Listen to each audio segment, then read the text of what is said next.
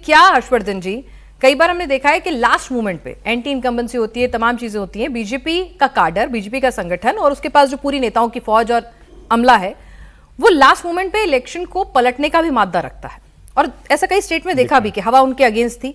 तो क्या वाकई में पश्चिम बंगाल में बीजेपी ने अपना काडर, अपना संगठन ऐसा मजबूत कर लिया है कि जो 70 सीटों का जो डिफरेंस है, क्या वो पाट पाएगी? और जो 35 सीटें उसे बहुमत के आंकड़े को छूने के लिए चाहिए, अगर हम ओपिनियन पोल सही भी मान लें एक बार को तो?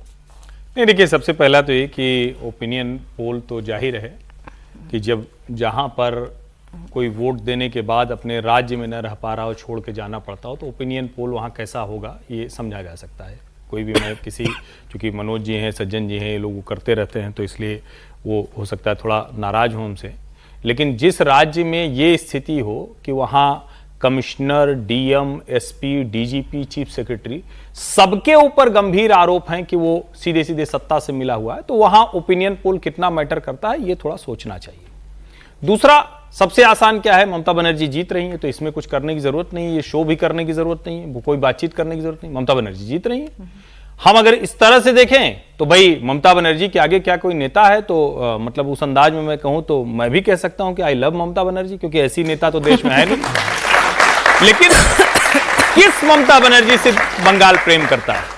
उस ममता बनर्जी से बंगाल प्रेम करता है जिस ममता बनर्जी ने 2005 में लोकसभा अध्यक्ष के ऊपर पेपर फेंक दिया था कि बांग्लादेशी घुसपैठिए बांग्ला संस्कृति को खत्म कर दे रहे हैं। उस ममता बनर्जी से, जिस ममता बनर्जी ने कहा कि कम्युनिस्टों के राज में खत्म हो गया बंगाल हमारा, जो चमकता हुआ था, देश में कोई अगर एक जगह थी जहां जाने के लिए तो वो कलकत्ता आदमी जाता था, बंबई से भी पहले। तो क्या हुआ? वो खत्म हो गया। उस बंगाल में जहां रामकृष्ण परमहंस से लेकर स्वामी विवेकानंद से लेकर नेताजी सुभाष चंद्र बोस से लेकर रविंद्रनाथ ठाकुर, बंकिम चंद्र चट्टोपाध्याय की भूमि थी, वहां क्या हो रहा है खुदा जाने। कौन सी ममता बनर्जी?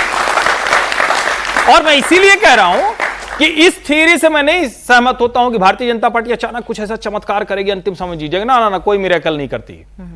भारतीय जनता पार्टी पिछले 10 वर्षों से अपने कार्यकर्ताओं की जान की आहुति देकर वहां लगी हुई है। संघ के लोग वहां एक एक कोने में जाकर वो काम कर रहे हैं जो उन्हें समझा रहे हैं कि कैसे पश्चिम बंगाल और बांग्लादेश के बॉर्डर पर जो 14 जिले थे उनकी डेमोग्राफी कैसे बदल गई। वो उनको बता रहे हैं कि कैसे संदेश खाली में एक शेख खड़ा हो जाता है तो आपकी बहन बेटियों की इज्जत खतरे में पड़ जाती है। वो बता रहे हैं कि आरजी कार में जो कुछ हुआ उसके बावजूद क्या कहते हैं उनके नेता, अरे ये तो कुछ लोग हैं रात को निकल गए थे कैंडल लाइट लेकर और म्यूजिक वाले हैं, कुछ ऐसे हल्के फुल्के लोग हैं। सोचिए, जिस राज्य की संस्कृति हो, और पहले कहा जाता था ना कि जो देश बाद में सोचता है बंगाल आज सोच लेता है, तो यहां थोड़ा उल्टा हो गया। लेकिन मुझे लगता है कि जो देश ने 10 साल पहले सोचा वो बंगाल अब सोचने लगा है। और 3 से 77 जाना, इसको आप भले यूं कहें, सोचिए ना जरा, कांग्रेस और कम्युनिस्ट खत्म हो गए भाई, वो इस पे से ही गायब हो गया। तो अगर 28% ममता बनर्जी का मत बढ़ा तो 3.5% भाजपा का मत बढ़ा तो 3.5% ममता जी बढ़ गई, कांग्रेसी और कम्युनिस्ट गायब हो गए। तो जरा सोचिए ये लड़ाई कितनी कठिन थी और किस तरह की थी। लेकिन फिर मैं कह रहा हूं, ममता बनर्जी बहुत शानदार नेता हैं, राज्य में उद्योग भगा देती हैं। ममता बनर्जी बहुत शानदार नेता हैं, उनके आने के बाद जैसे उद्योग गायब हुआ वैसे ही बांग्लादेशी घुसपैठिए भी गायब हो गए। जब तक वो विपक्ष में थी वो कहती थी बांग्लादेशी घुसपैठिए हैं, सत्ता में आने के बाद गायब हो गए। उनकी ताकत क्या है? उनकी ताकत है जिसको 7500 सीट बता रहे हैं सब लोग कि 294 में से 194 पे ही भाजपा लड़ पाई, यानी मुस्लिम डेमोग्राफी।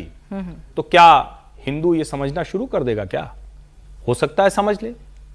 उनकी ताकत क्या है? लाभार्थी, वो सबको खाते में अलग अलग पैसे देती हैं, अलग अलग योजनाएं हर वर्ग के लिए। तो क्या मोदी जी जो बता रहे हैं कि आयुष्मान भारत आपको नहीं मिलता, प्रधानमंत्री किसान सम्मान निधि नहीं मिलती, डीबीटी नहीं हो पाता, समझ में आएगा उसको? क्या 4000 से अधिक उद्योग बंद हो गए ममता राज में, खत्म हो गए। जो बड़े बड़े उद्योग घराने थे अब नहीं मिलते हैं, पश्चिम बंगाल में नहीं मिलते हैं।